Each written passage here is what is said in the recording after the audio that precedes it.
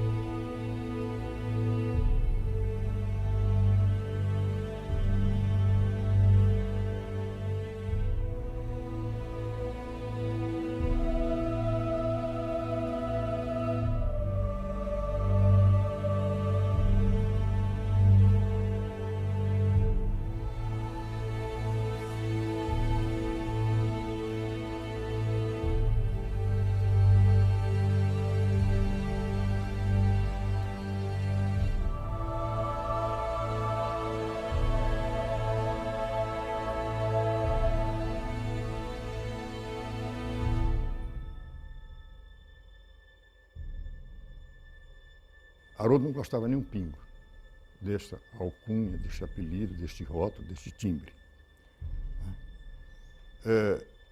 E eu disse para ele que eu acho que feliz o homem público que encerra a sua carreira e a única coisa que podem dizer dele de ruim é que ele era um sonhador. Eu acho que, além de tudo, ele foi um excepcional sonhador, porque dos sonhos que ele teve, grande parte ele conseguiu realizar como administrador. Isso foi colocado, né, a oposição da época, né, combatia sim, porque ele pensava em coisas extraordinárias, né, e nem sempre aquilo ele podia realizar. Haroldo pagou também muito um preço alto a isso, por essas ideias que ele tinha. Muita gente também não, até mesmo às vezes até do próprio governo, não levava a sério o que ele dizia. Ele era um homem que tinha os pés no chão, porque toda vez que a gente chamava ele que estava sonhando, Haroldo, põe o pé no chão, ele punha o pé no chão. As coisas que ele pensava eram coisas tão extraordinárias, né, de fazer coisas que o pessoal achava que aquilo era coisa faraônica, porque nós estávamos com uma mentalidade ainda do atraso. Era só o Maranhão do verso, o Maranhão do lânguido, o Maranhão do romantismo, e que em matéria de política só se falava no delegado e no coletor. E quando veio essa torrente de mudanças, né, e ele aí, a imaginação dele deu asas. Rapaz, Haroldo, ele pensava sempre na frente da gente. Ele pensava sempre na frente da gente. Para pensar no futuro. Pensar no futuro? Não tem. Ele ria disso. Nós temos que nos lembrar de uma coisa. Haroldo Tavares, talvez, para mim, foi o homem mais inteligente com que eu convivi. Inteligência no sentido de borbulhar. É aquela inteligência que cria, que mexe, que instiga. Aquela inteligência que ele se incomodava às vezes com o que ele pensava. Ele não era simplesmente um sonhador. Era um fazedor de planos. Havia projetos pontuais. Havia projetos de expansão da cidade, né? Mas não havia um planejamento da cidade globalmente, nem um objetivo no crescimento de São Luís. Ele queria ver o projeto daquele jeito, ele sonhava, ele achava que isso era a solução. Depois, como fazer isso aí, era outros 500 mil reais. Se coincidisse dar com a política, muito bem. Se não coincidisse, ele pegava aqueles pessoal dele e mandava convencer a Câmara, dialogar e tal. E acreditava, ele sempre conseguia. Haroldo sempre teve sucesso na sua carreira pública. Com isso, despertou a inveja de uma quantidade de pessoas que não querem sonhar e também, portanto, não querem fazer o que ele fez. Eu acho o seguinte, que a única consequência que tem desses sonhos é a certeza de que a gente teve um grande administrador e não foi usado como deveria. A consequência desses sonhos é lamentar que administrações seguintes não viram esse sonho como possibilidade, viram como utopia. Resultado, nós temos uma cidade parada no tempo.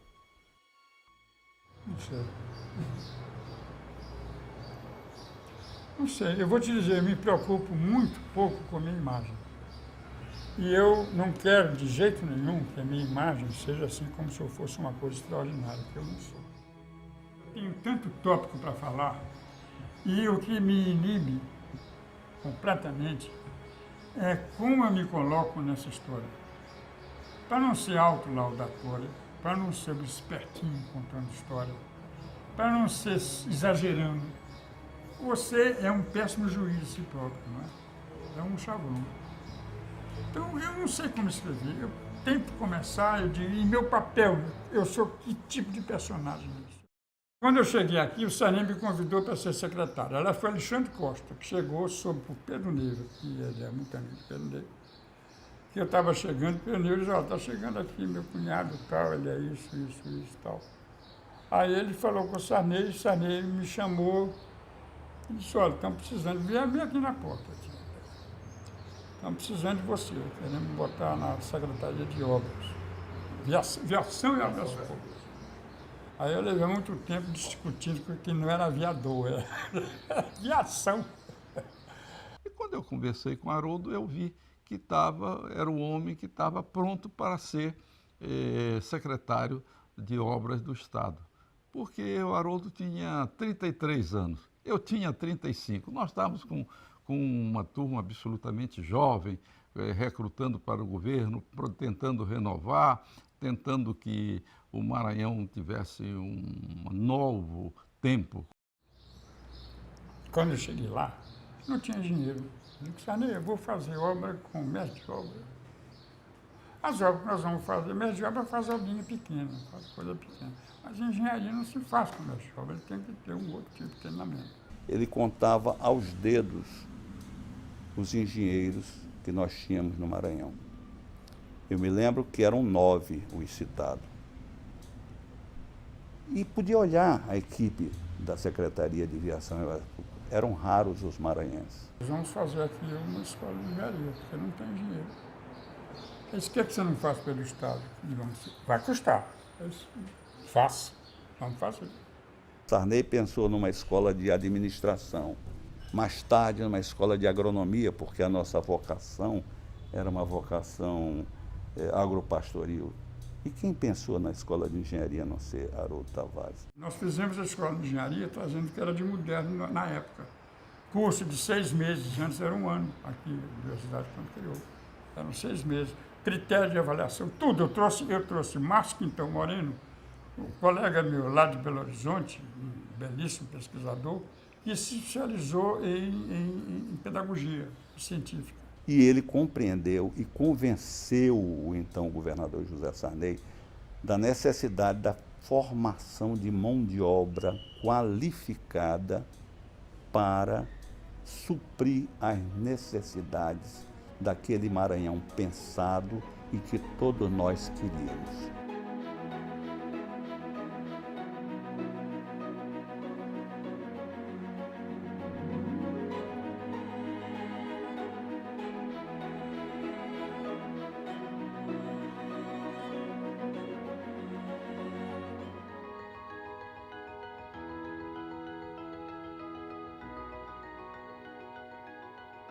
Então trouxemos o 1130 para cá, que era um computador relativamente barato, fácil de suportar as variações de temperatura, de voltagem.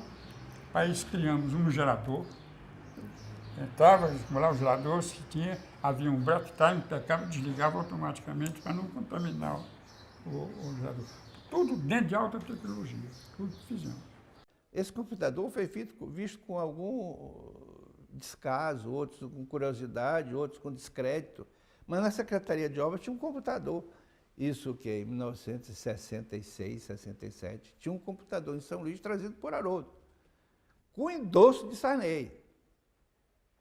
Traz o computador e trabalha esse computador. Era enorme, parecia um armário, era uma coisa enorme. Eu não sei se conseguiam tirar todo o proveito que a máquina talvez pudesse oferecer. Aí o Cedo chegou e desses camaradas que diziam, rapaz, não, que vai fazer computador no Maranhão, não tem nem quem faça, nem vá furar, não sei o quê, que eu botei no jornal. Chama a rádio, chama o pessoal de rádio. Foi lá para a fábrica, eu queria que vocês dessem uma notícia para saber quem já teve experiência em São Luís do Maranhão em furar cartão, que se empregue, que vem aqui para pegar um bom emprego. Apareceram mais de 50 pessoas lá.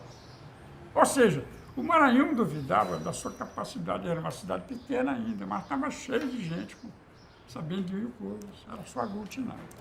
Esse computador prestou serviço de todo jeito na universidade e em empresas do Maranhão, não sei se nessa parte elétrica, então ele foi utilizado o tempo todo. A era da eletrônica chegou ao Estado. Moderno processamento de dados foi introduzido. As provas recebidas das teleescolas passaram a ser corrigidas pelo computador, o primeiro a ser instalado no meio norte.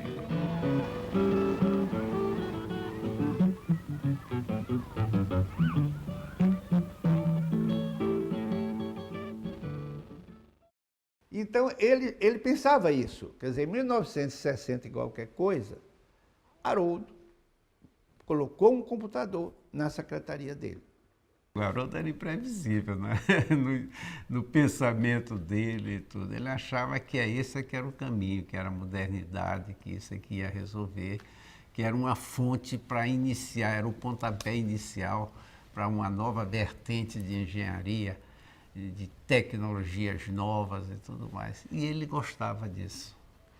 Ele não gostava de ficar atrás, ele gostava de estar na frente dessa área. E foi por isso que ele deve ter trazido esse computador. Ele gostava do desafio. O desafio era o que movia. Acho que o que movia ele era o desafio. Porque São Luís não tinha. Então, o que é preciso fazer para ter? Então, isso movimentava ele. Ele não era um administrador da agora. Agora, para ele, era só um primeiro passo para o futuro. Ele não fazia hoje. Ele programava hoje para amanhã. Então, a ideia de fazer uma rua hoje só seria interessante se ela, no futuro, servisse para alguma coisa. Ele, como secretário de obras, ele criou várias comissões, uma comissão para tratar de aeroportos, outra para a construção do Porto de Itaqui, e uma delas era a comissão de construção, tinha um nome comprido lá, da barragem do Bacanga. Eu me lembro, ainda tenho bastante na memória, que nós concluímos cerca de 43 aeroportos regionais. Salvou a vida de muita gente. Foi meu argumento para Sarney. Primeiro que você vai poder vigiar o prefeito, vai poder pegar o aviãozinho e vai lá. E depois é que gente que está doente, sei lá o que for, seu chefete político, que tem mais um dinheirinho, pode contratar um avião e salvar a barriga da mulher, sei lá o que. A estrada São Luís Teresina era estrada de chão, que no inverno ela era interrompida. Toda a mercadoria que vinha para o comércio São Luís ficava barrado do lado do rio. Então você tinha que ter caminhão de um lado, atravessar na Pinguela, colocar material no outro caminhão para trazer para São Luís. E depois ainda enfrentar Perizes. Quando chovia, aquilo era um paraíso para borracheiros. Era um paraíso para equipamentos de tirar caminhões atolados. Ele insistiu muito em que fosse feito o asfaltamento da estrada. E o DR, os técnicos do DR, alegavam que o trânsito que existia era muito pequeno, então não justificava o asfaltamento. Essa obra foi cometida ao governo do Estado. Nós, à época, me lembro muito bem das dificuldades que nós tivemos com o Fialho, com o doutor Haroldo, para a pavimentação do campo de Perizes. E ele, depois de muito insistir, muita luta, ele conseguiu convencer os técnicos de que não tinha trânsito porque não tinha estrada. Ele tinha uma experiência muito grande, ele tinha uma visão, rapaz, excepcional das coisas.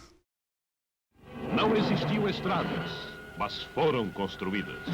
Em plena selva amazônica, onde o homem nunca antes penetrara, o barulho das máquinas silenciou o canto suave dos pássaros. Dia e noite, o Maranhão executava então vigorosa política rodoviária, interligando regiões.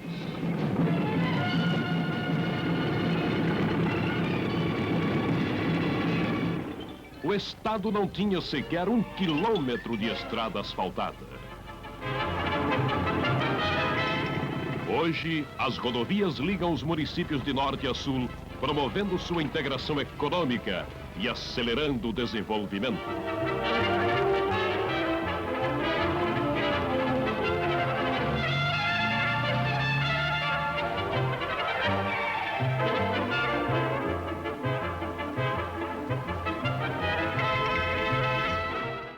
Ele realmente pensava adiante de toda a geração de engenheiros. Era um cara iluminado, rapaz. Ele era um camarada muito inteligente e tentava vender muito bem, era um grande vendedor dos projetos que ele tinha como objetivo. Foi ele que teve a ideia da Ferrovia Norte-Sul e conversamos muito sobre isso. E aí eu fui falar com o Sarney e comecei dizendo para ele, olha, Sarney, o Tratado das Tordesilhas passa por um lugar onde nós queremos construir uma estrada de ferro.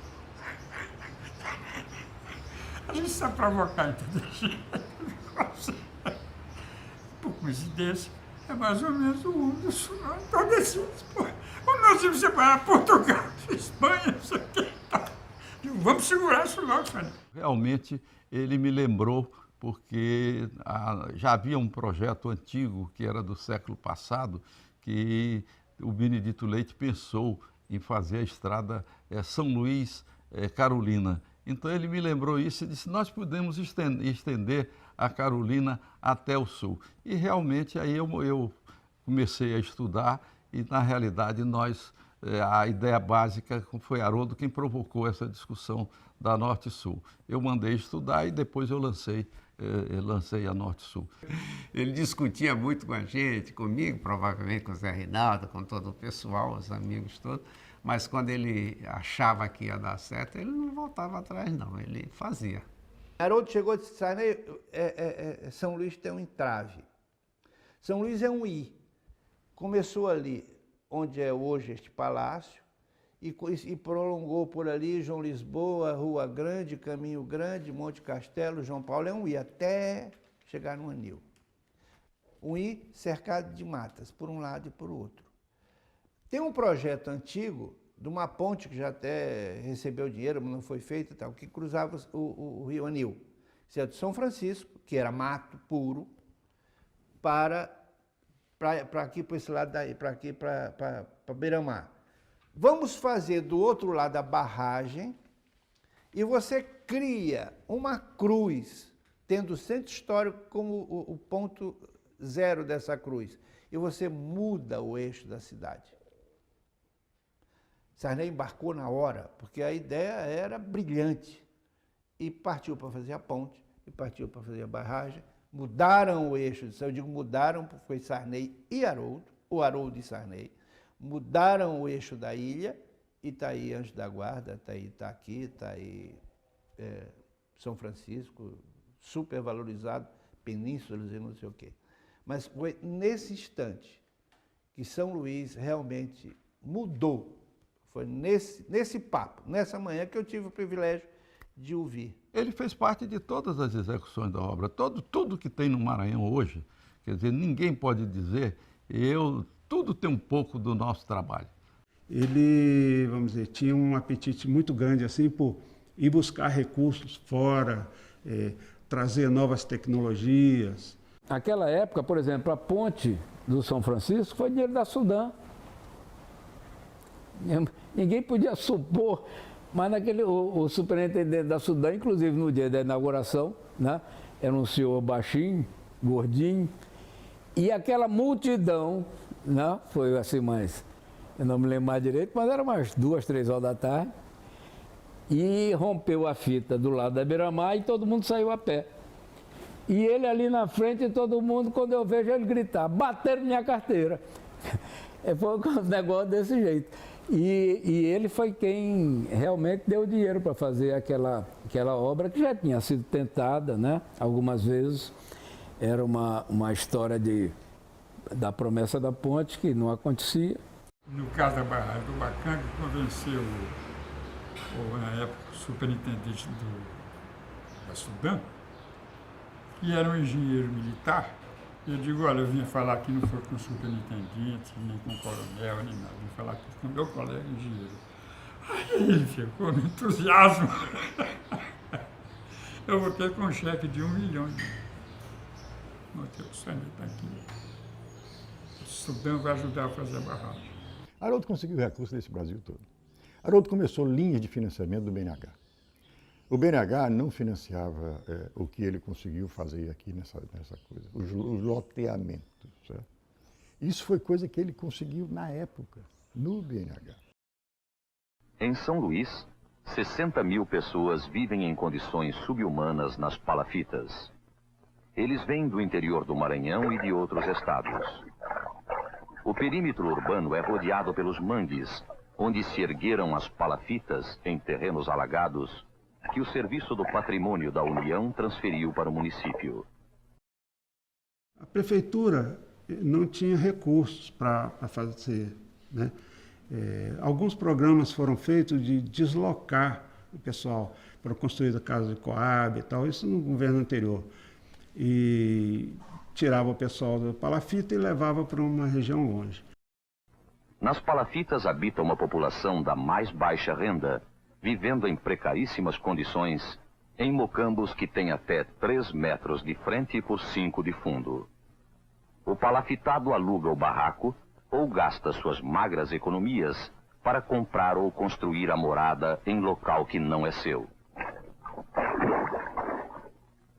Nós desenvolvemos um projeto na época em que nós tirávamos os palafitados, aterrávamos as ruas e cada um recebia um lote na mesma área que estava. Ele ia sendo transferido, era feita uma quadra, ele era transferido de uma quadra para a quadra que tinha acabado de ser feita. Fazíamos a quadra seguinte e fomos deslocando. Então, todo mundo ficou na mesma área. Foi de um dia desse para cá, eu não guardo bem, não tenho boa memória para guardar, mas em 43 até um dia desse aqui era mangue, era mangal, as taracuras cantavam pertinho de casa.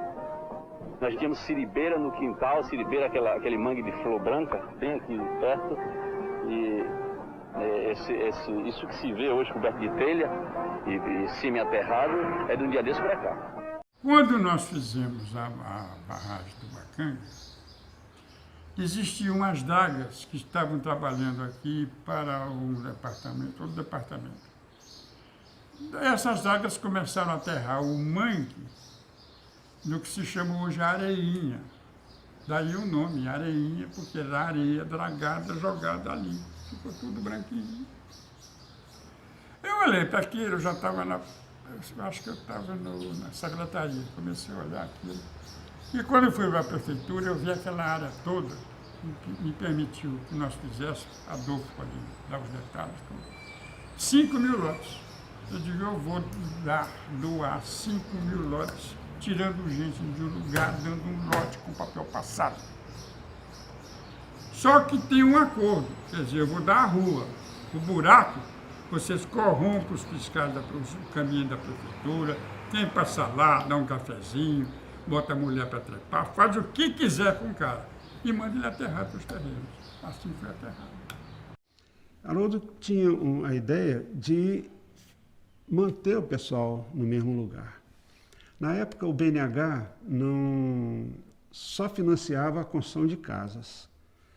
Então, ele insistiu junto ao BNH que ele não precisava de financiamento para casa, ele precisava de financiamento para o lote. Cabe ao homem aterrar o chão e fazer sua casa como quiser. A prefeitura, através do Banco Nacional da Habitação, financia a compra do lote, cuja área mínima é de 250 metros quadrados. O antigo palafitado passa a ser dono de um terreno valorizado e que poderá ser vendido com lucro. A poupança do morador é representada pelo seu trabalho no aterro do seu lote. Um ano logo depois, começaram alguns a ter mais um dinheirinho e pegaram aquela casinha e começaram a fazer assim, encapsular a casinha na ampliação, o telhado por cima. Ele, com muita insistência, ele conseguiu que o BNH fizesse um projeto piloto e financiasse o aterro da Kennedy e do bairro dos Barés, que ficou conhecido como o projeto Kennedy Barés. Inicialmente foram projetadas as áreas prioritárias de Kennedy e Barés. A prefeitura aterrou, demarcou lotes, fez arruamentos, criou a infraestrutura e a palafita desapareceu. Digo, o erro do BNH é financiar casa para empreiteiro, financiar casa para construtor. Vocês têm que financiar o lote, é a propriedade do ser humano quando começou a ser macaco. E ter o lugar do galho para ficar dele com a macaca dele. Ave Maria, era água que tomava até as nossas casinhas ali. E agora está melhor, porque não está mais entrando água, né? Tinha muita lama, ninguém podia caminhar, escorregando todo o tempo, e hoje está tudo direitinho, a gente pode caminhar, lamentar pouco. Está melhorando a situação, graças a Deus. Estou vendo o aterro vir e estou puxando terra e cada vez mais quero puxar, porque quero altear o aterro de dentro de casa, né? Saía de manhã, só entrava de noite quando metia logo umas pitu para poder entrar com água no peito quando chovia. Eu alteando o aterro de dentro de casa, para mim está bem, né? Porque qualquer chuva que tiver não entra mais para dentro de casa do jeito que eu estava oprimida. O primeiro morador daqui foi eu, não tinha condição de nada, tá vendo? Hoje, pro que era, hoje já tá na cidade, tá vendo? Eu tô gostando porque a rua tá entulhada, bem verdade. Eu vim pra cá e ainda tava somente zalama, somente zalama. Esse foi o primeiro programa feito no Brasil de urbanização de lotes com recursos do BNH. A região do Bacanga, para vocês terem uma ideia, ainda ele como secretário de Viação e Obras Públicas, após o incêndio do Goiabal, ele nos propôs, a barragem ainda quase em conclusão, a levar as 17 famílias que tinham sido atingidas pelo fogo para o outro lado. Daí nasceu o bairro do Anjo da Guarda, com 17 casas construídas inicialmente com o concurso da Polícia Militar, no que nós chamávamos generosamente na Secretaria de Viação e Obras Públicas do BECOSA, Batalhão de Engenharia e Construção, SA.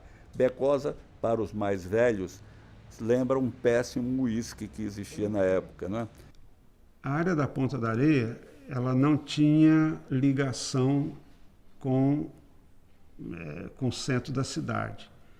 Então, era uma área que se chegava de barco ou dando uma volta muito grande pelo olho d'água e uma estrada de terra muito precária e tal. Foi uma invasão de quem tinha dinheiro. Ali era um bairro de rico. Só tinha doutor, coronel, advogado, juiz. E foi uma invasão de rico. E Haroldo perguntou como a gente ia resolver o caso, porque tinha muito desembargador, muito advogado poderoso, enfim, engenheiros, autoridades. Tivemos que fazer lotes muito pequenos, muito modestos, lotes de 15 metros, você tem 15 metros de frente por 20 de fundo. Né? 25 que está a maior parte da conta dele, para caber aquele povo, mas eu não tive uma questão judicial.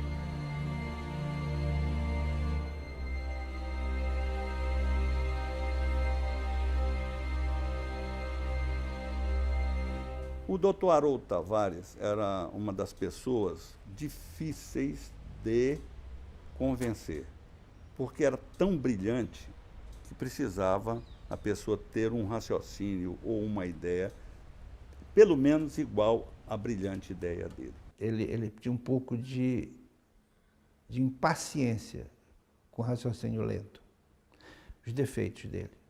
É uma coisa tão óbvia para quem digamos, quem tem convicção, com a sua convicção, que não cabe discussão. Você eu vou discutir com quem?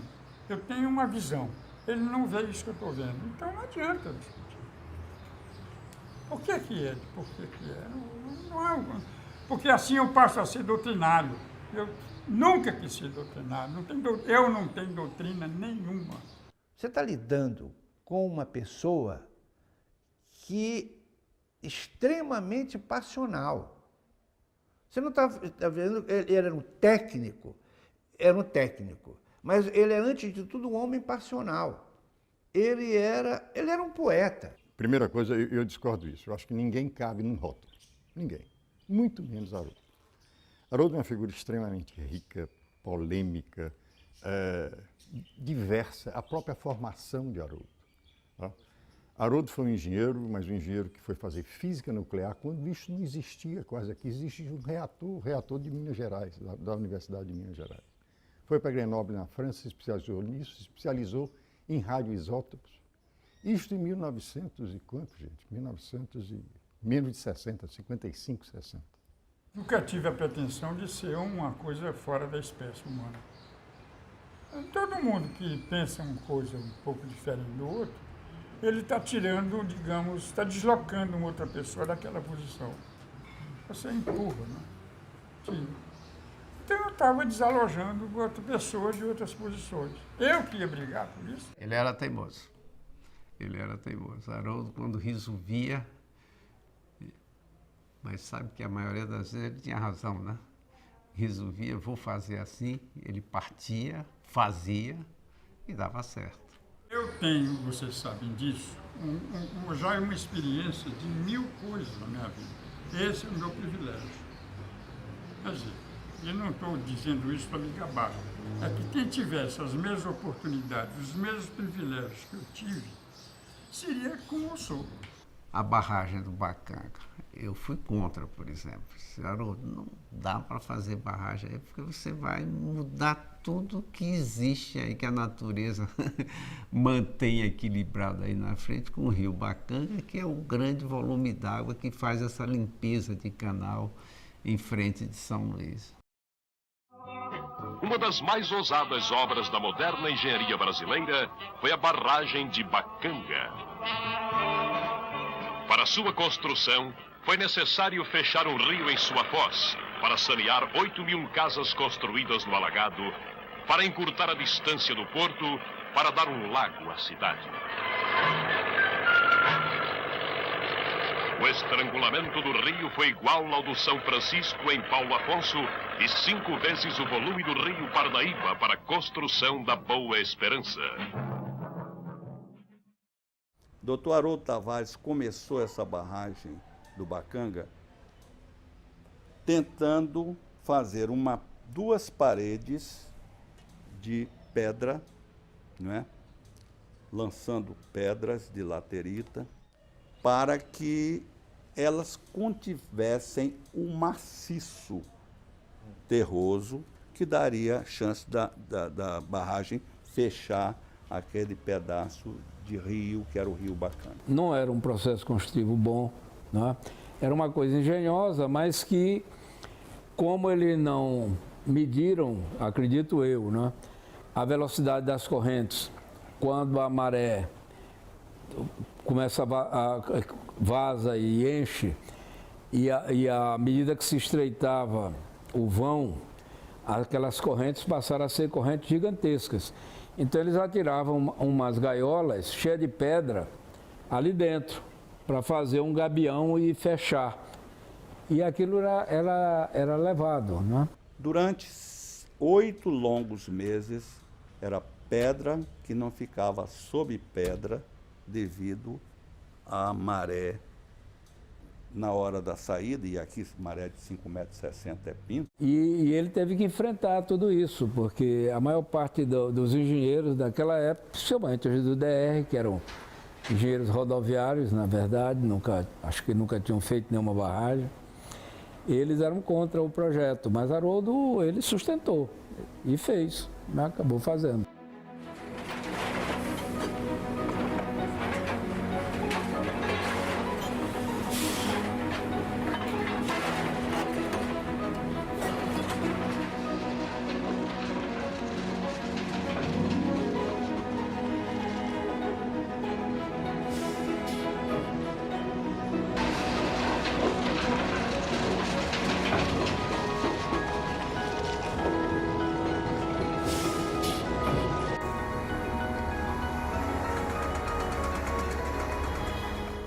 Foi uma guerra para conseguir fechar, mas ele conseguiu, ele brigou por isso também.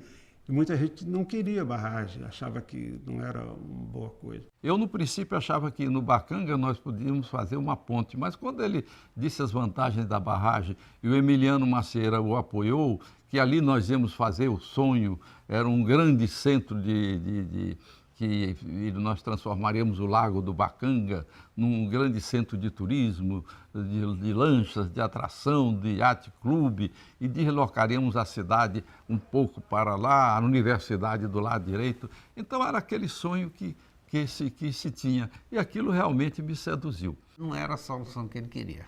A solução de barragem é porque ele me explicou que era a solução possível em termos financeiros. Era a única maneira que ele tinha de tirar dinheiro e colocar do DER e colocar para fazer a barragem. Ele não tinha dinheiro específico para uma ponte sobre o rio Bacanga. Ele não tinha dinheiro, ele me explicou isso. Não dá, se eu for fazer, for esperar, eu vou embora e não deixo isso pronto. Não vai ter acesso ao porto. Então ele apelou para essa solução. Fazer uma ponte era o óbvio. Rui Mesquita que pensou em fazer isso. Como eu falei, que eu me acostumei a seguir o conselho do meu velho professor, de pensar sempre como engenheiro, como se fosse um passarinho, olhando de cima as coisas, vendo o solo, vendo a geografia. E se você olha São Luís, primeiro você vê uma ria de um lado, uma ria de outro, os 2 braços de mar. A barragem do Bacanga deveria ser feita, foi tentado fazer uma ponte. Aí eu parei para pensar e fiz uma sondagem muito bem feita, bem feita em alta profundidade, até encontrarmos o que poderia ser a base. Começamos muito mal, que era só lama, e depois entrou-se numa lente de areia. Então fizemos um levantamento subsolo, submarino, para ver a espessura desse lençol. Ele chegava a ter uma espessura máxima de 12 metros. E eu trouxe a minha equipe para cá, a minha equipe de lá de Minas Gerais, de Belo Horizonte, que funciona até hoje, a equipe que nós fundamos lá. Eu comecei carregando tijolo de chumbo com um companheiro. E continua lá, hoje é um negócio sério, que faz trabalho para a América do Sul toda, está fazendo para a Europa. O negócio pegou, uma equipe excelente de Belo Horizonte. E nós fizemos um levantamento para saber qual era o carreamento com as marés que levava a areia desse lençol de areia, quando estava raso, até que distância, para saber a energia com que você podia trabalhar. Então isso tudo vem aqui, isso é uma novidade, ninguém sabe disso, mas eu trouxe meus colegas, portanto, fazendo traçadores radioativos para se fazer a barragem do Bacuri. Aí quando nós chegamos à conclusão que aquilo era mais do que viável, como um aterro, você tinha uma vantagem fazendo uma barragem, que na hora que você tivesse um momento de tráfego, de trânsito, necessário e cada vez maior, porque aquilo vai para o porto, para a cidade, que é o que está acontecendo, você teria necessidade de, se tivesse uma ponte, era uma confusão, botar mais um negócio de uma ponte, crescer aqui e tal. Enquanto que um aterro era só botar de lado e aumentar aqui. Então já foi projetado se fazer essa barragem como uma previsão por uma futura demanda de trânsito maior e barata para você crescer. Isso eu estou dizendo, eu acho que isso eu já disse em algum lugar, mas ninguém esqueceu e tal. É para dizer aos meus colegas que vão precisar de fazer isso. Foi previsto. Tá? Eu tive esse privilégio que eu falei sobre o Sarney, porque eu tive uma pessoa que acreditava no que eu dizia, porque eu começava a acreditar em mim mesmo. Eu até hoje não sei se acertamos ou não acertamos, porque nós não sabíamos que depois da gente viriam aqueles que não sonhavam e deixaram a nossa lagoa, que nós sonhávamos que fosse uma grande coisa, que fosse do Maranhão, eles abandonaram, deixaram que quebrasse até as comportas. Ele estava numa rede simplesmente, a barragem não fechava. Quando eu fui lá, cheguei lá, a barragem fechou, ele deu um pulo. Esse é o fracasso dele, quer dizer, ele jogou, ele acreditou.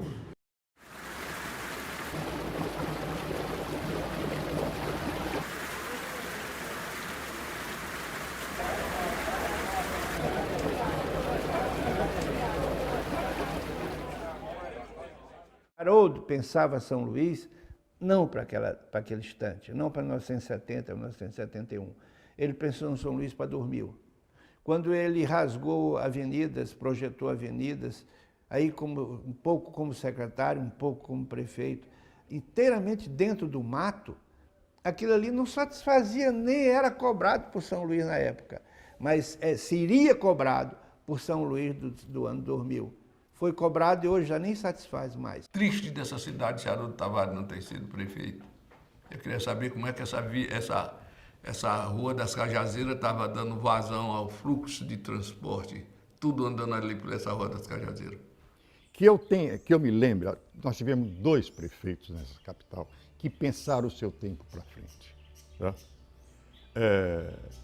Rui Mesquita, que pegou uma estrada que nós tínhamos, que eu acho que essa era a estrada que ligava até a Estiva, que era a MA-43, e criou as variantes da MA-43.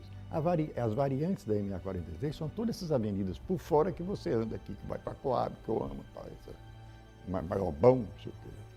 Isso tudo foi feito com variante da MA-43. Tá? E vem Haroldo com essa ideia, e aí é que eu te digo, São Luís começou toda aquela história do governo Sarney, do governo do papai, do Projeto Carajás. Durante o período do Projeto Carajás, muito bem, vinha para cá o Westil. A Westil vinha para cá para montar uma refinaria de 4 alto-fornos, de 4 milhões de toneladas cada um, ou seja, 16 milhões de toneladas de ferro. Tá? Ou seja, projeto para ninguém botar dentro.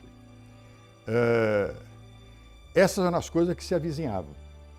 Aí, doutor, isto era o leito que o doutor Haroldo nadava. Né? É exatamente isso que ele buscava, que ele queria. Nós temos que ajustar essa cidade para essa realidade que vai vir.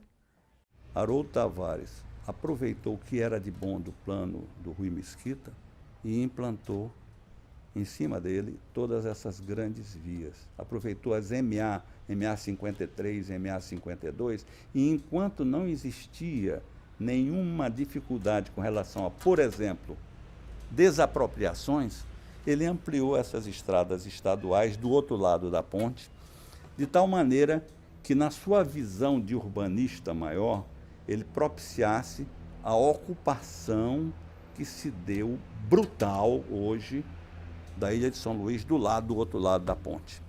Ele implantou aqui o plano diretor da cidade, né? Que previa para onde a cidade cresceria, o que devia ser feito para preservar o centro histórico e essas coisas, e incentivando a ocupação de outras áreas. O que fez Haroldo Tavares, né? Dentro da política de ocupação urbana, do planejamento, né? Quando o governador Sarney quis implantar as obras da Coab, né? O que ele fez foi garantir acessos, garantir água e, como também a SEMAR naquela época era ainda estatal e estava sob o comando da Secretaria de Viação e Obras Públicas, ele propiciou que chegasse até essas unidades habitacionais, né, a eletricidade. Do ponto de vista de planejador, acho que não teve planejador igual em São Luís até hoje. Com a equipe do Vítor Olaf Profinic, Dr. Haroldo desenhou a São Luís dos próximos 40 anos. Eu não conheço nenhum projeto de São Luís abrangente como Haroldo pensou São Luís. Havia projetos pontuais, havia projetos de expansão da cidade, né? Mas não havia um planejamento da cidade globalmente, nem um objetivo no crescimento de São Luís. E Haroldo pensou São Luís dessa maneira. Quando ele imagina um anel viário, ele está projetando São Luís em 70. Ele projeta o anel viário, ele está jogando São Luís para 80, para 90, talvez para 2000. Quer dizer, esse projetar é a ideia exata da palavra projeto, que ele usava, que ele vivia e que ele fez. E ele foi muito insistente nisso aí. Ele conseguiu recurso do governo do estado, recurso do BNB, recurso do BNH, que era, digamos assim, o trecho que passa hoje na Areinha, né, fazia parte do projeto da Kennedy. O outro, lá pela Camboa, tinha recurso de Provias, enfim, ele conseguiu ir juntando os vários recursos num projeto consistente, um projeto, vamos dizer, inteiro, né? A Coderma tinha já recebido os tratores. Era uma bela de um equipamento. Tá? E eu, como secretário da Fazenda, estava faltando integralizar o capital da Coderma. Aí eu tive o estalo. Chamei o Raimundo lá. Luiz, eu integralizo o teu capital inteiro, sem nenhum tipo de problema, com uma condição. Vai lá conversar com o Haroldo, começa o anel viário com as máquinas amanhã aqui. E assim se começou o anel viário. Foi feito para não ter um cruzamento. Se Haroldo Tavares concluísse o anel viário, não tinha um cruzamento.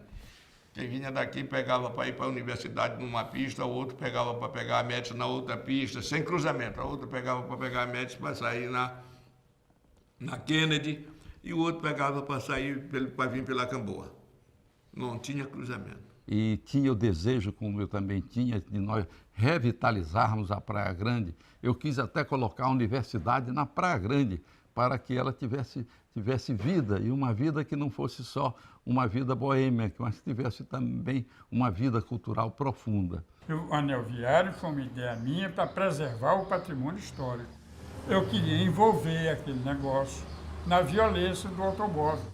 Hoje você não é cidadão, hoje você é motorista. Está bem resumido, tá? A motivação, digamos, óbvia, foi preservar o centro histórico. Já tinha gente que chegava lá, me propondo, diretor do patrimônio, diretor do departamento de trânsito aqui, muito meu amigo, colega de turma e tal, disse, Haroldo, rapaz, nós estamos precisando abrir, alargar a Rua da Paz, a Rua Grande, para passar os ônibus. Eu digo, rapaz, vamos aproveitar e tiramos logo esse palavrinhos aqui na prefeitura e fazemos um parque de estacionamento. Está me gozando, né? Eu digo, tu não vejo me gozar com essa proposta? O anel viário ia passar e, para evitar poupar a casa do Dr. Antônio Pires Ferreira, tinha que desviar um pouco para a direita e cortar uma mangueira. Aí chamou o Adolfo. Chegou e disse, muda o projeto aqui para passar, para livrar essa mangueira. Aí, mas aqui vai pegar a casa do Dr. Antônio Pires Ferreira, que é uma mansão de 2 pavimentos. Aí eu disse, negocia com o Antônio Pires Ferreira. Mas, doutor, negocia com o Antônio... O certo é que você insistiu.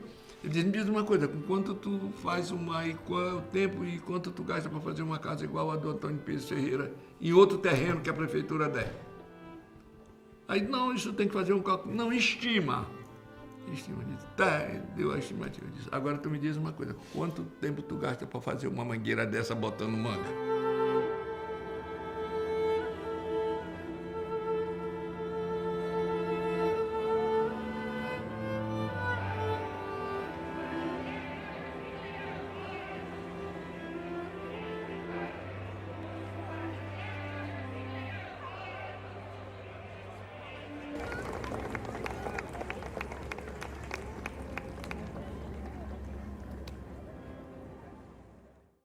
O anel viário não foi concluído, não pôde ser asfaltado. A Ponta da Areia não foi concluída, não pôde ser asfaltado, porque chovia. Ele insistia para a gente, tem que ter um jeito. Então, Haroldo, não dá. A gente botava, vamos dizer, asfalto, num dia chovia, no outro dia estava borrachudo. Aí tinha que tirar e botar de novo. Eu acho que a coisa melhor que eu fiz foi um aterro aqui no Igarapé que levava a Jança. Eu substituí com aquilo uma ponte que estava sendo imaginada pelos rodoviários. O rodoviário tem uma tendência de só pensar em ponte. Eu sou um engenheiro civil e eu pensei em fazer um aterro. Aterro esse que me permitiria que eu, num curso de um fim de semana, jogar material, expulsar a lama. Quando você mete o pé na lama para pescar caranguejo, a pressão do seu corpo não faz pular ali na frente, a pressão chama-se cisalhar, cortar, tesourar a terra, um troço fundo. Então, cisalhou aquele negócio, pegou e com isso eu aproveitei para fazer um levantamento do leito do Igarapé e na maré alta me levava até o que eu fiz na Lagoa da Jança. Então, uma obra pequena, eu fiz isso. A minha pergunta é por que meus colegas não estão continuando a fazer isso? Fazer ao longo desse rio Anil, que não é rio, é ria, é uma invasão do mar. A água do rio Anil não dá para encher uma garrafa. Não. Um dos erros que nós cometemos foi ter barrado, por exemplo, a Lagoa da Jança. A Lagoa da Jança poderia ter um tratamento melhor. Pelo amor de Deus, aquele Igarapé da Jança, ele tinha 300 a 400 metros de largura. Ele ia embora até o Vinhais. Mas só erra quem faz. Só erra quem faz. Haroldo, na verdade, fez e errou menos do que a maior parte dos outros que o sucederam. Eu fico admirado porque não se fez ainda, olha, uma provocação. Ao longo do rio Anil, você tem outros pequenos lugares iguaizinhos que eu fiz lá. Então, por que não continuar a fazer isso? Um aterrozinho e tal, levanta coisa e loteia a seara toda. Faz uma porção de lagoazinhas ao longo do rio Anil.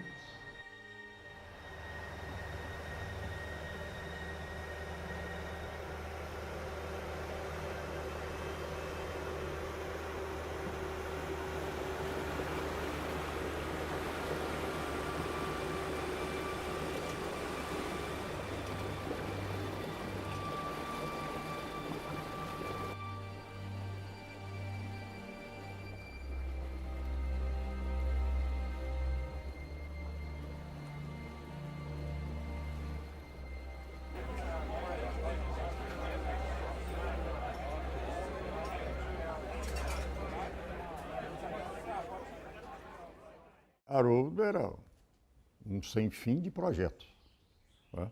E eu tinha um fim de recursos. Ele era imensurável nos seus sonhos, né? Mas os recursos eram bem mensuráveis. E aí, sim, ele se queixava de que São Luís precisaria ser uma prioridade que não era. E, politicamente, também a gente contemporizava esse Haroldo. É evidente que papai gostaria de te ter como secretário dele. Na hora que ele abre mão de ti e te bota na prefeitura de São Luís, é evidentemente que é porque tu na prefeitura poderás ter autonomia muito maior e condições muito mais de fazer as coisas do que um simples secretário. Então isso aí conta para o teu lado, né? Então isso era como eu começava a ter que diminuir o insaciável, tá, pelos recursos para fazer as coisas dele. E isso, evidentemente, às vezes era muito tenso. Haroldo era terrível. Ele chegava para mim, ele era chefe de um setor, e dizia: Carlinhos, rapaz, eu estou com um problema na rua tal, rapaz, precisava asfaltar aquilo, está lá um esgoto, não sei o quê. Filho, tu não tem condição tua patrulha aí para resolver isso? Rapaz, isso não está não tenho condições de fazer isso, que eu estou com isso. Não, mas vê se tu consegue. Que até convenceu o Carlinhos. Tá bom, eu vou fazer para ti aí, vou dar um jeito. Aí ele sai de Carlinhos lá para outro chefe da outra patrulha e diz: rapaz, eu estou com um problema lá do outro lado. Aí contava a mesma história, aí o cara ia fazer. E assim ele ia conseguindo fazer as coisas. Depois ele ia para o Zé Carlos ali, mas não falava que já tinha pedido, já pedia outra coisa. Aí ele saía de lá rindo, já consegui 3 coisas que ele não conseguia. E assim ele ia conseguindo fazer as coisas. Enchendo o saco dos outros. Ele, quando tinha uma ideia, ele procurava saber onde ele poderia conseguir recursos. Então, ia atrás. Mas ele sofreu muitas agruras desse tempo dele por falta de recursos para tocar tudo aquilo que ele ambicionava fazer por São Luís. Haroldo, evidentemente, sempre queria muito mais recursos do que foi dado a ele. E sabia que, em última análise, era o governador que definia. Eu me lembro que, na época, ele tinha uma preocupação que ele dizia, foi a primeira vez que eu vi esse termo usado assim, ele dizia: São Luís não cresce, São Luís incha. A gente tem que achar uma solução para ordenar esse inchaço, transformar esse inchaço em crescimento. Ele dizia assim: o que eu vou fazer para tornar São Luís uma cidade conhecida? À época, todos nós, e ele também foi coeso, de que nós devíamos chamar a imprensa nacional para mostrar principalmente a quem morava em São Luís a delícia que é essa cidade. O patrimônio histórico, a cidade ela mesma, a culinária, o gestual cultural, tudo mais. Foi daí que nós resolvemos trazer, eram os anos 70, trazer até meio arrostando perigos, toda a turma do Pasquim. Era gente como Milô Fernandes, Ziraldo, Zueni Ventura, Sérgio Cabral, o pai, não é? José Carlos Botezelli, o Pezão, Chico Buarque de Holanda, Elis Regina, Nara Leão, Cacá Diegues, Fortuna, toda aquela gente capaz de fazer eco com as ideias de Haroldo com relação à cidade.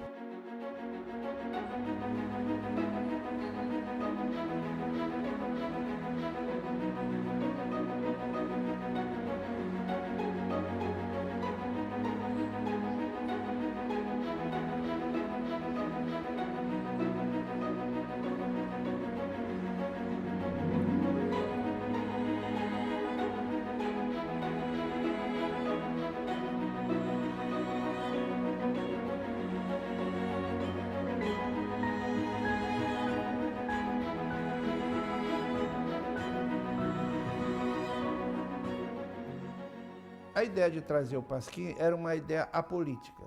O Pasquim era um jornal que batia na ditadura, gozava a ditadura, e quando Haroldo trouxe, ele não tinha a menor intenção de posicionar contra a ditadura.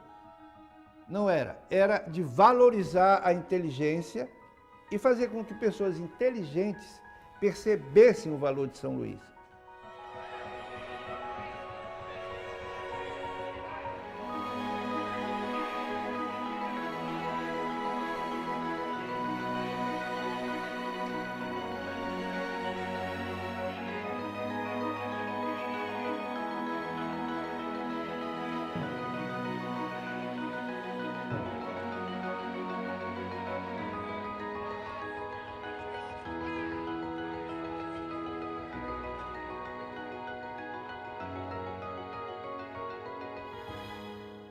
Quando nós íamos trazer Chico, 2 dias antes eu fui procurado pela Polícia Federal querendo saber por que diabo eu ia trazer Chico Buarque. Eu disse, porque ele é um cantor, pô.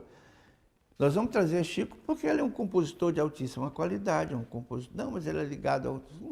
Nós não sabemos disso. Pois bem, essa turma, por conta de uma passagem de ida e volta e hospedagem no hotel de Moacir Neves, veio aqui e voltou cantando maravilhas sobre São Luís do Maranhão.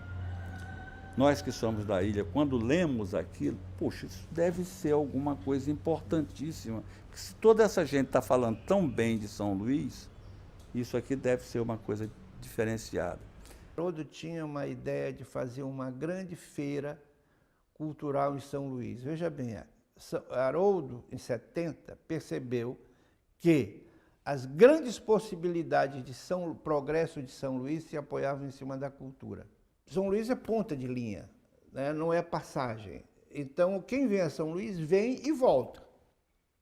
Não tem, eu vou a Recife e passo por Fortaleza. Não, eu vou a São Luís e volto. Essa observação ele fez. Somos ponta de linha. Nós temos que criar uma coisa diferente. Então não vamos criar, vamos aproveitar o que a gente tem de diferente, que é a cultura popular.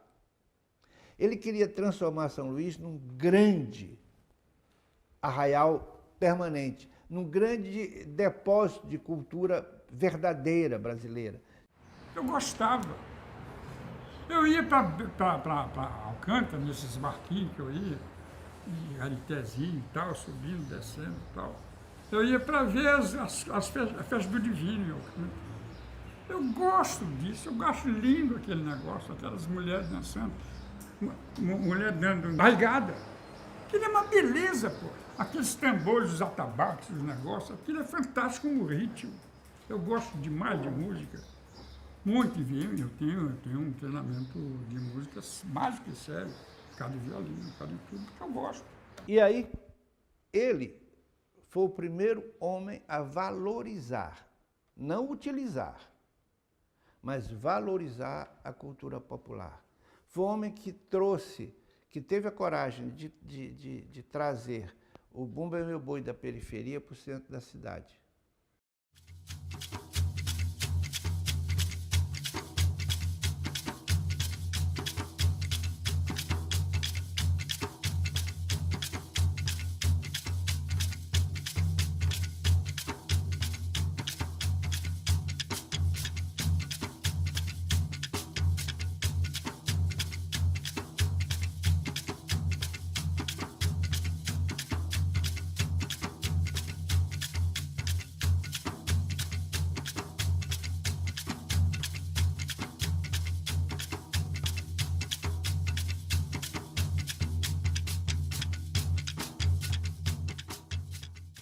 Aquilo assim, saindo saliva da minha boca.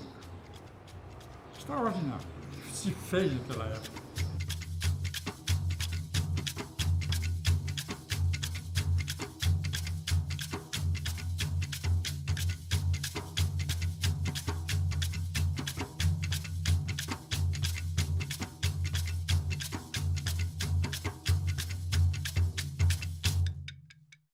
Foi o homem que teve a coragem de admitir a ideia de gravar um primeiro disco de Bumba, de gravar um disco de Bumba Meu Boi.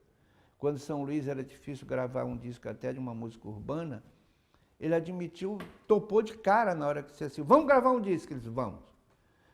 Botamos 40 e tantos anos, o homem foi para o Rio de Janeiro gravar um disco de Bumba Boi, o que era visto com uma certa, até um tom de gozação, como se aquilo fosse ridículo, mas ele impôs a São Luís essa verdade. Levar o Bumba Meu Boi, levamos todas as raças de boi até o Rio Grande do Sul. De ônibus, aquela macacada, só entrava nesses ônibus indo daqui para um amigo, ele foi até o Rio Grande do Sul. Tem até uma história interessante, que no dia que chegou no estúdio, eles nunca tinham saído além da ponte. Televisão era uma coisa, né? Sul era a Lua, não era nem a Europa, era uma coisa muito distante. Então, quando nós chegamos no estúdio, microfones, boom, não sei o quê, técnicos, aquela gritaria, eles desafinaram. O amo desafinou, eles não conseguiam tocar a matraca no ritmo, foi um fracasso. Aí Tabaco, que era o dono do Boi da Madre de Deus, chegou para mim e disse, o boi está seco. Aí eu disse, então vamos comprar uma dúzia de garrafas de cachaça. O dono do estúdio, cachaça no meu estúdio não. Eu digo, então não tem disco. Foi criado um impasse. Gravamos, ele acabou cedendo, sobe a cachaça, grava-se o disco e vem-se embora. Haroldo achou magnífico aquilo. Achou de uma pureza, e é. Eu ainda tenho esse disco e quando eu revejo, eu ouço, é de uma pureza, é de uma verdade que hoje você não encontra mais nos arraiais de São Luís. Ele se encantou e disse, Américo, vamos continuar a série. Passei a estimular, porque era um negócio isso é coisa do povo. Eu digo, o que tu é? Tu é nobre? Tudo bem, então vamos levar um outro boi. Levei João Câncio, boi de Pindaré, para gravar o segundo disco. Que seria já a ideia de criar uma rotina. Quando na véspera da viagem, João Câncio chegou no terraço lá de casa e disse, Américo, eu queria levar um sujeito chamado Coxinho. Eu disse, quem é Coxinho? Ele disse, é um cantador. Eu quero levar porque ele tem um problema de ferida na perna, talvez ele não chegue no outro São João. João Câncio morreu antes. E eu queria levar. Eu digo, o problema é teu, o boi é teu, tira alguém, bota Coxinho e leva. Então Coxinho entrou na viagem na véspera. E entrou no disco de improviso, que já estava no estúdio, aí já para um estúdio maior, e João chegou e disse, Américo, Coxinho quer cantar uma música. Eu digo, rapaz, canta, o disco é teu. Aí Coxinho segurou o maracá, balançou o maracá e o tempo, e gravou o Rô. Que eu considero o Rô, que foi uma música reconhecida pela cidade, foi reconhecida pelo país, grupos de rock cantaram o Rô. Quer dizer, isso, São Luís Provinciana só aceitou a sua verdade quando lá fora disseram, é lindo. E aí, essa toada, ela, para mim, é um marco zero do São João de São Luís hoje. Ela tem a assinatura de Haroldo Tavares. Foram 5.000 discos que eu distribuí para cada dono de boi. Eles fizeram uma moncha de um dinheiro com esses 5.000 discos e venderam. Logo depois de junho, quem dirigiu o departamento de turismo à época, quem lidava com isso diretamente, era a dona Zelinda Lima, minha querida dona Zelinda Lima. E Sarney disse para Zelinda, Zelinda, vem um ministro em setembro e eu quero mostrar um boi. E ela disse, mas em setembro todos os bois já morreram, porque eles morriam tradicionalmente no dia de São Marçal ou no dia seguinte. Disse, mas tem que achar uma forma. Eu quero esse boi em setembro. E ela chamou então Tabaco, que era o dono do Boi da Madre de Deus, e disse, Tabaco, eu quero o boi em setembro. Ficou aquela angústia. Para você ver como a tradição tinha peso de verdade. Gerou uma angústia um boi em setembro. E eu me lembro que o Tabaco conversando comigo, Américo, o que é que eu faço? Eu digo, não mata teu boi, solta. Aí ele soltou o boi, para que em setembro ele fizesse a apresentação. Eu olhei aquele negócio, aí me deu um estalo. Por que se mata o boi? Aí eu encontrei uma desculpa, assim, foi ótima. Eu digo, Américo, o nosso boi é o pecos, é a pecuária, é a criação que nós temos. Cristo não era uma ovelha que foi ressuscitado? Vamos ressuscitar o boi? Não é? Não ressuscitaram, não foi? Não está entendendo? Isso é uma estupidez, vocês estão acabando com o dinheiro da turma, pô. Vocês estão matando a pecuária dele, ele vive do boi, pô. Boi daqui não vai morrer, boi se ressuscita como foi ressuscitado a ovelha de Deus que torna os pecados mundo. É o boi que torna, o nosso negócio é o boi, pô, é a nossa religião. O bispo ficou zangado, eu fui lá no bispo, eu digo, mude de animal, pô. Porque esse negócio foi feito lá, que ele não tinha, eles tinham uns capinzinhos em vergonha, as cabrinhas para subir nas montanhas, uma porcaria os bichos dele. O nosso bicho é o boi, não é ovelha não, lá no Oriente Médio. A religião saiu no Oriente Médio. Uma tristeza de pastagem. Ah. Foi o Haroldo quem trouxe o Bumba Meu Boi para a cidade. Né? Que até então o Bumba Meu Boi chegava a ter portaria da polícia aqui proibindo que eles não passassem do canto da viração. Exatamente para quê? Porque o Bumba Meu Boi podia prejudicar o sono das elites, né? Que toda a elite nessa época de São Luís ainda morava aqui no centro da cidade. Ele queria transformar São Luís num grande arraial permanente, num grande depósito de cultura verdadeira brasileira, sem nenhuma influência de outros países, sem nenhuma influência de outros estados, onde a coisa estava intacta.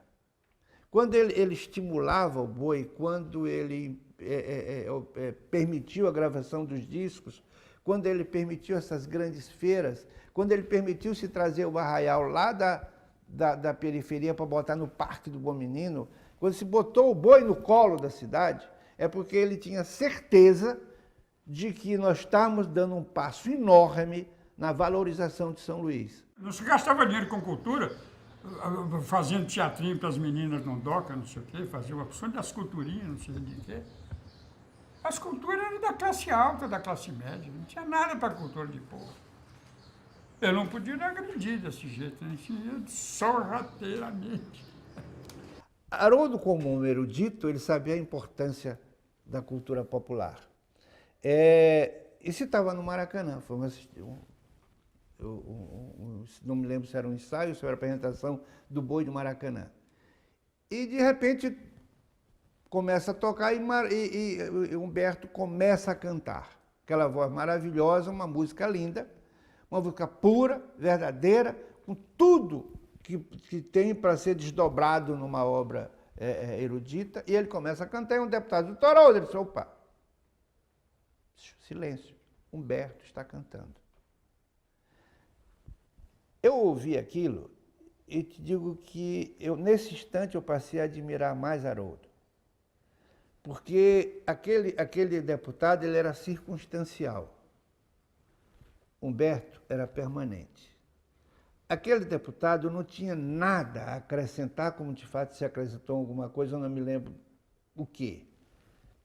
E Humberto só tem a acrescentar. Essa percepção de valores, Haroldo tinha. Ele tinha um horizonte tão forte, ele pensava tão longe, que ele, como prefeito, ele realizou, naquela época, um encontro de uma magnitude fantástica aqui em São Luís, que foi um encontro de prefeitos de capitais em São Luís, e como naquela época não se tinha Barreirinha, não se falava em Barreirinha, se falava no Maranhão em duas cidades que tinham potencial turístico, São Luís e Alcântara. E ele fez esse encontro ele fez uma parte em São Luís e uma parte em Alcântara. Ele não tinha nada que fazer em Alcântara, porque ele não era prefeito de Alcântara. Mas ele levou, né, uma parte desse encontro foi feito em Alcântara. Naquela época, nós instituímos num circo colocado no Parque do Bom Menino vários concursos. Concursos esses que iam desde a melhor fachada de prédio conservada em São Luís, a quem nós propiciamos não pagar imposto predial e territorial e urbano durante pelo menos 3 anos, por causa da conservação desse prédio, até um concurso de contadores de causo, que eram coisas da cultura oral de São Luís. Nessa área de cultural, ele fez publicações de livros, enfim, cuidou realmente de uma série de atividades culturais, né, que a cidade ainda não havia despertado, como festival de literatura, festival de música popular, né? Então, tudo isso realmente ele deu uma contribuição fantástica para que essa cidade saísse do marasmo que até então se encontrava.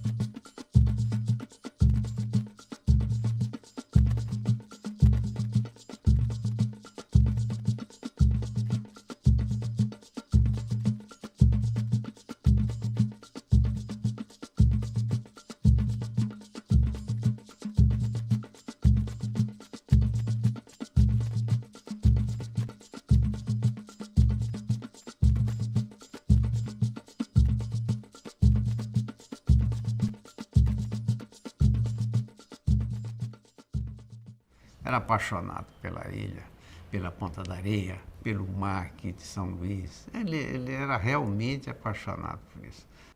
Ele punha na cidade a imagem do pai. Que o pai gostava de São Luís. O pai era São Luís. O pai era comprometido com as coisas de São Luís. E morreu quando ele tinha 4 anos. Mas que por tudo que chegou ao ouvido dele, ele criou uma imagem deste pai, né, que é exatamente o que ele buscou a vida inteira dele. Eu acho que ele resgatava, ele acariciava o pai quando acariciava São Luís.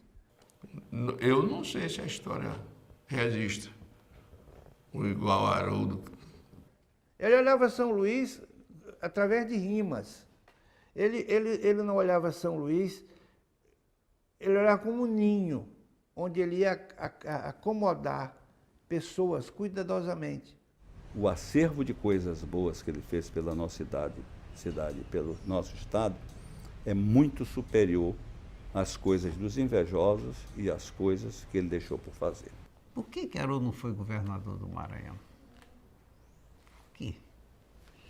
Com todo o serviço que ele prestou a São Luís e ao estado do Maranhão.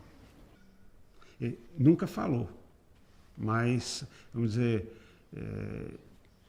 ele tinha feito muita coisa para a cidade, tinha muitas ideias para o estado, então, provavelmente, ele gostaria de ter sido governador. Nós chegamos na Secretaria de Viação e Obras Públicas a lançar a candidatura do doutor Haroldo, que era o Holt 70. Holt queria dizer Haroldo Olímpio Lisboa Tavares. Eram as letras iniciais do nome dele. Seguramente ele não se reelegeria, porque talvez o eleitor não entendesse uma avenida rasgada no mato, talvez o eleitor não entendesse um aterro feito na beira do mangue. Coisas que o eleitor não entenderia na eleição próxima. O Haroldo ele nunca teve envolvimento político, né? Ele, embora o Sarney fosse um governo eminentemente político, fazia política 24 horas por dia, mas ele não se metia, né? Ele não participava dessas atividades políticas. Essa política de você buscar esses espaços eu não sei se Haroldo faria bem. Tá? Não batia com o estilo dele.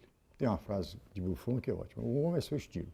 O estilo de Haroldo é para pedir voto.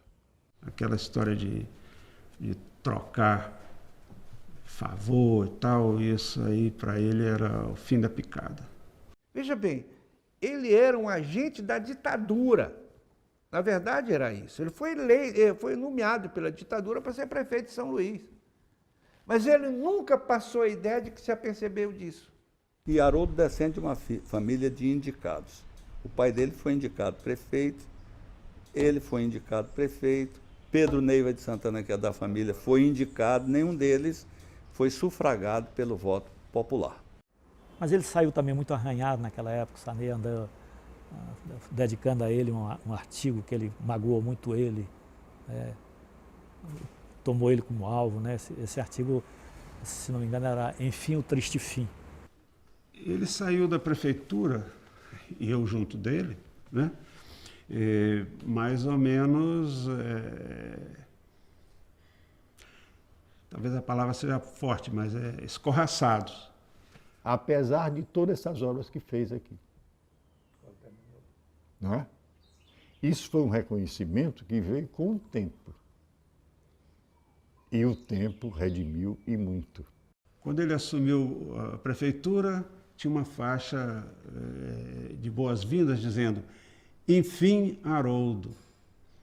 Aí, quando ele saiu, estava lá: é o fim, Haroldo, ou uma coisa mais ou menos assim.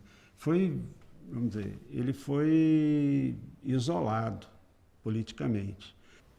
Você vê como é política, né, rapaz? Coisa terrível. O cara pode ser o bom, pode ser o melhor, pode estar fazendo e acontecendo, mas se não atende a um determinado interesse político, o camarada é esquecido. Na mesma hora coloca ele para o lado, achando que alguém vai substituir um cara como Haroldo. Substituiu. Olha, se eu quisesse ser qualquer coisa politicamente, eu ia começar sendo governador. Mas, felizmente, me deram bom senso que eu ia ser um governador sem jornal, rádio, televisão, sem nada. Ia ser um joguete, como foi Pedro Neiva, com toda a infraestrutura do poder legítimo de Zé Sarney aqui no Estado, que se mantém até hoje. Com os talentos dele todo que tem e com o que começa a acontecer, digamos, de um certo tempo demais, enorme. Ele era um romântico, ele acreditava nas pessoas. Se ele fosse um político hábil, ele teria permanecido na política.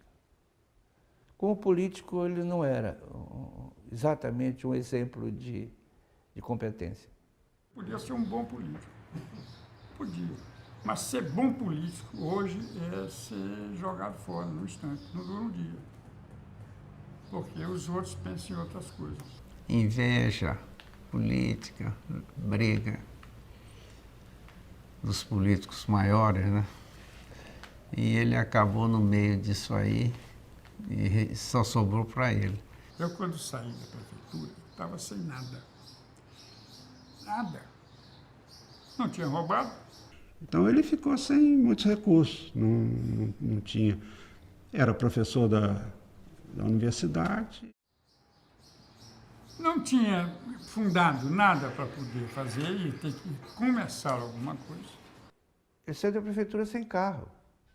Um carro antigo que ele tinha antes de ir para...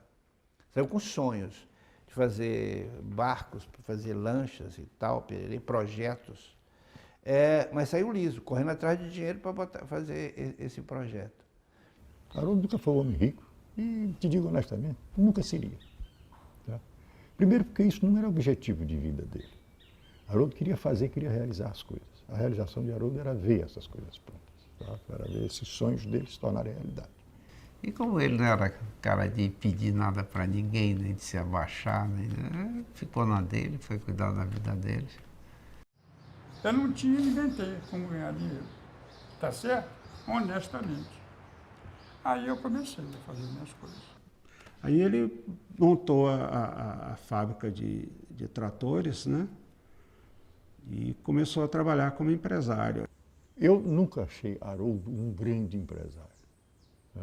Me permito dizer isso aqui dentro da coisa. Por quê? O empresário tem que ter um objetivo. O objetivo é o lucro.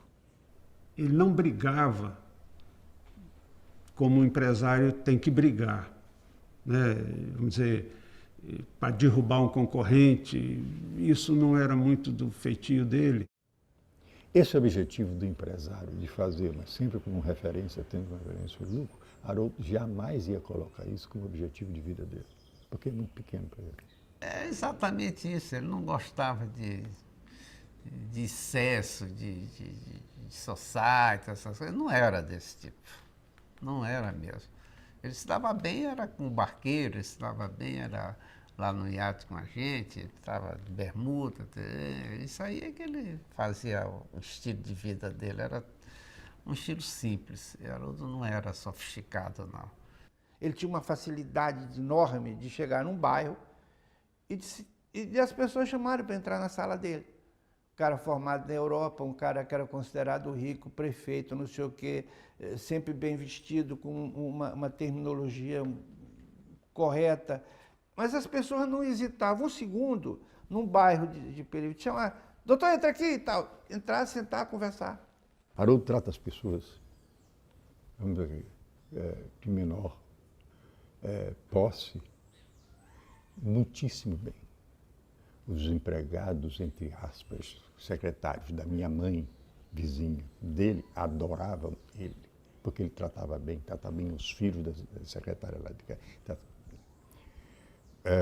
Então veja como ele se relaciona bem com as pessoas ditas mais humildes, né?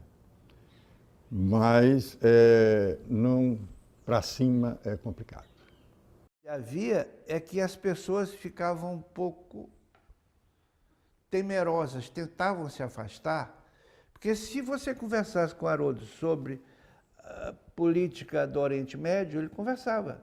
Se você conversasse sobre história em quadrinho, ele conversava. Se você conversasse sobre música popular brasileira do século XVIII, ele conversava. Se você conversasse sobre a música europeia do século XVII, então isso dava um certo medo. Para um sujeito mais curioso e esperto do que eu aproveitei como meu grande professor.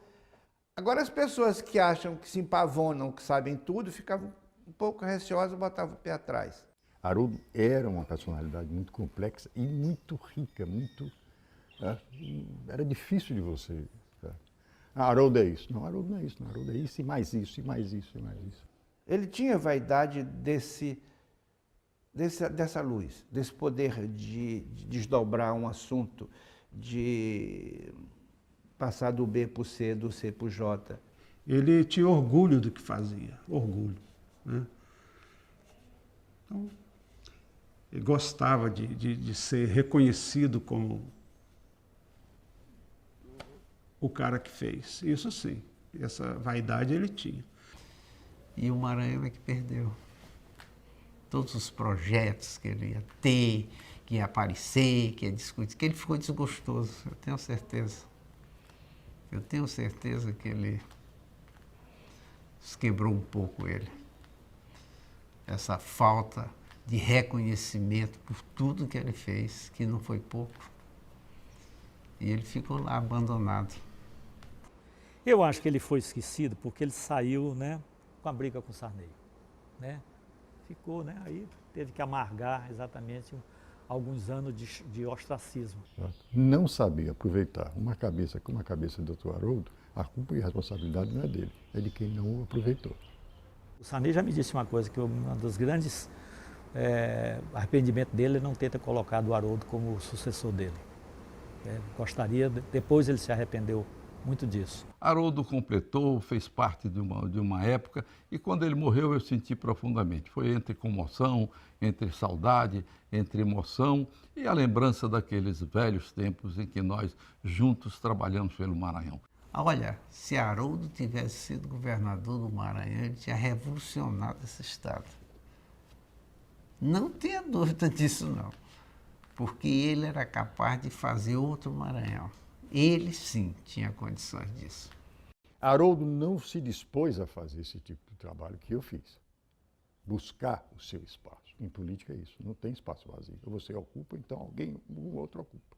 Né? E ele não se dispôs, e isto sim, não seria fácil para ele.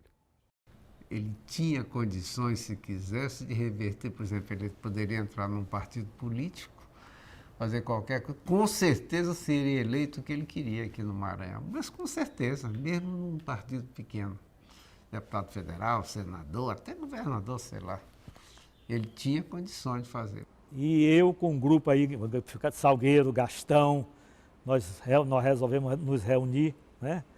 E digo, rapaz, vamos pensar em Haroldo.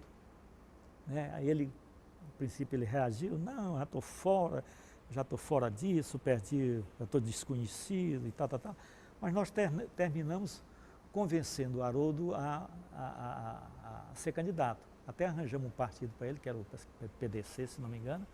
Mas aí foi a época que aí o Sarney de novo fez as pazes com o Pedro Neiva, já não estava vivo, se aproximou de novo do Jaime Santana, né? O Jaime Santana estava naquela época já no PFL, e fez do Jaime o candidato do Grupo Sarney. Quando eu fui candidato a prefeito em 85, eu fui candidato a prefeito porque em panela que você muito mexe, acaba respingando em você. Certo? Nós tivemos buscando vários candidatos. Um desses candidatos, buscado, achado, encontrado, foi o doutor Haroldo Tavares. Né? Ele é quem ia ser o candidato que eu acabei sendo. Porque houve restrições ao nome dele, políticas, né? E fortes, né? Do governador de então, do meu amigo Luiz Rocha. Aí era difícil ele disputar uma eleição concorrendo com o próprio sobrinho, né? Tendo o sobrinho com um respaldo político muito forte. Não era do Sarney, que o Sarney, inclusive, estava na presidência da República, estava acarreando também não só o apoio político, mas até realmente recursos. Ele não tinha dinheiro para gastar assim. Segundo, ele não tinha essas vaidades. Não tinha, não. Ele ficava na dele, trabalhava. Ele ficou decepcionado com política, com certeza dava para perceber isso. E ele... Eu acho que Haroldo era inteligente demais para ser mantido. Um homem como Haroldo, se houvesse uma abertura, ele seria um homem perigoso eleitoralmente. Eu tenho a impressão que foi decepção mesmo. Deixou esse negócio de política. Aí resolveu assim. E depois, ninguém convidou ele para mais nada. Eu não me lembro que algum governador tenha chamado ele para... Venha ser aqui o vice-governador comigo, venha ser o prefeito, venha fazer isso. Não, ninguém chamou mais Haroldo. Haroldo pagou o preço de ser inteligente demais numa cidade de poucas inteligências. Você hoje pode avaliar quanto o Maranhão perdeu por não ter aproveitado a personalidade, o conhecimento, o estudo, o amor que ele tinha à nossa terra. Tudo isso ficou perdido durante uns 20 anos. Ele ficou completamente isolado, sem trabalhar, sem fazer nada do que ele gostava. Eu tenho certeza que se ele fosse chamado para prefeito, para secretário de obra, qualquer coisa, de novo, o governador, ele ia se espalhar. Ele tinha ideias para fazer coisas novas e tudo. O Maranhão perdeu. O Maranhão perdeu. Ele poderia ser extremamente útil a qualquer administração estadual e municipal. Mas a coisa era luz demais para pouca cena. Então deixa ele lá no canto dele. Eu acho que, insisto, eu acho que era luz demais para pouco palco, para pouca cena. Mas era isso.